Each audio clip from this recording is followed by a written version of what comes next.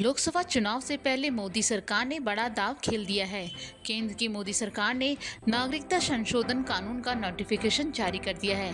Notification जारी होने के बाद देश भर में 11 मार्च से सीएए का कानून लागू हो गया है। बता दें, सीएए को देश की संसद से पारित हुए लगभग 5 साल पूरे हो गए हैं। पूरे देश में सीएए का कानून लागू होने के बाद अब 3 पड़ोसी देशों के अल्पसंख्यकों को भारत की नागरिकता मिल सकेगी। इसके लिए केंद्र सरकार द्वारा तैयार किए गए ऑनलाइन पोर्टल पर आवेदन करना होगा। दरअसल साल 2019 में लोकसभा चुनाव से पहले भाजपा ने सीएए को अपने घोषणा पत्र में शामिल किया था। इसे पार्टी ने बड़ा मुद्दा बनाया था। गृह मंत्री अमित शाह ने हाल ही में अपने चुनावी भाषणों में कई बार नागरिकता संशोधन कानून को लागू करने की बात कह चुके हैं। उन्होंने ऐलान किया था कि लोकसभा चुनाव से पहले इसे लागू कर दिया जाएगा। अब केंद्र सरकार ने इसके लिए नोटिफिकेशन जारी करते हुए इसे लागू कर दिया है।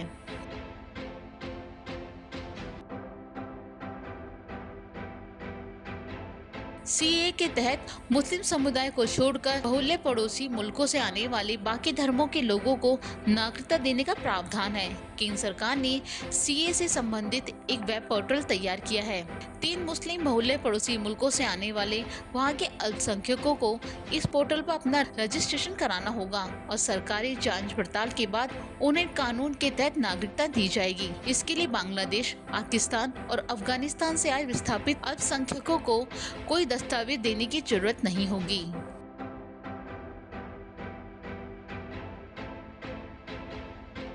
नागरिकता देने का अधिकार पूरी तरह से केंद्र सरकार के पास है। पड़ोसी देश अफगानिस्तान, बांग्लादेश, पाकिस्तान के हिंदू, सिख, जैन, पारसी, बौद्ध और ईसाई समुदाय से आने वाले प्रवासियों को भारतीय नागरिकता देने के लिए 1955 के नागरिकता अधिनियम में संशोधन किया गया है। ऐसे प्रवासी नागरिक जो अपने देश में धार्मिक उत्पीड़न से तंग आकर 31 दिसंबर 2014 से पहले भारत में आकर शरण ले चुके हैं, इस कानून के तहत उन लोगों को अवैध प्रवासी माना गया है जो भारत में वैध यात्रा दस्तावेज यानी पासपोर्ट और वीजा के बगैर घुस आए हैं या फिर वैध दस्तावेज के साथ तो भारत में आए लेकिन तय अवधि के बाद ज्यादा समय से यहाँ रुक गए हैं।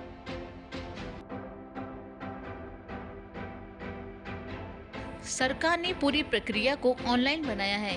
इसके लिए ऑनलाइन पोर्टल भी तैयार किया गया है। आवेदक अपने मोबाइल फोन से अप्लाई कर सकते हैं। आवेदकों को वो साल बताना होगा जब उन्होंने दस्तावेजों के बिना भारत में प्रवेश किया था।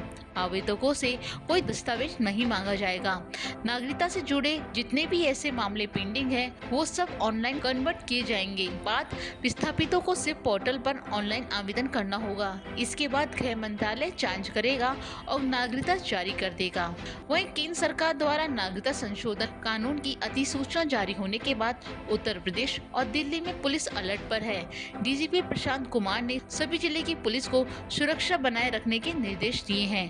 वहीं पुराने लखनऊ के संवेदनशील इलाकों में पुलिस गश्त कर रही है। सीनियर अफसर भी भारी पुलिस फोर्स के साथ सड़कों पर उतरे हैं। काफ़ी व्यापक अरेंजमेंट किया हुआ है बिकॉज़ जो पहला हमारा एक एक्सपीरियंस था 2020 का, तो बहुत अनप्लेजेंट था। 2020 में फरवरी के महीने में कुछ लोगों ने इस मौके का फ़ायदा उठा के कन्फ्यूजन फैलाया और भारी नुकसान हुआ। तो लॉ तो पहले ही पास हो गया था 2019 में। कोई भी लॉ लागू करने के लिए रूल्स बनाने पड़ते हैं। तो हम लोग को पुलिस हेडक्वार्टर की तरफ से भी पहले से थोड़ा सा आगाह कर दिया गया था, थोड़ा सा आभास था। तो हम लोग इसमें पिछले काफ़ी दिनों से जुटे हुए हैं। और सबसे पहले तो हम लोगों ने एक जो हमारा अमन कमेटी और भाईचारा कमेटी प्लेटफॉर्म होता है, तो वहाँ पे थानों में बुला के, एसीपी सब डिवीज़न के ऑफिस में बुला के और ख़ुद मेरे ऑफिस में बुला के मैंने दोनों कम्युनिटी के काफ़ी सारे लोगों से बातचीत की और उनके जो भी सवाल थे, जो उनको मिसकंसेप्शंस थे, वो सारे हम लोगों ने दूर किए। उनको बताया कि ये सिटीजनशिप मिल रही है, किसी की जा नहीं रही है। और जो 3 हमारे पड़ोसी देश हैं, वहाँ पे जो लोग भारतीय नागरिकता लेना चाहते हैं, उन लोग के लिए सहूलियत है। तो एनआरसी वाली कोई बात ही नहीं है, तो सिर्फ सिटीजनशिप अमेंडमेंट एक्ट है। तो और इसलिए हम लोग ये काम और किया कि जो हमारे जो पोटेंशियल ट्रबल मेकर्स हैं और जो मेरे नोन क्रिमिनल्स हैं, उन लोग को हम लोगों ने टैगिंग किया है बहुत ही अच्छे तरह से, और हमारे जो बीट कांस्टेबल्स हैं सबको पता है कि उनकी क्या क्या जिम्मेदारी है। वहीं सीए कानून का नोटिफिकेशन जारी होने के बाद कांग्रेस महासचिव जयराम रमेश ने कहा कि प्रधानमंत्री दावा करते हैं कि उनकी सरकार बिल्कुल प्रोफेशनल ढंग से और समयबद्ध तरीके से काम करती है।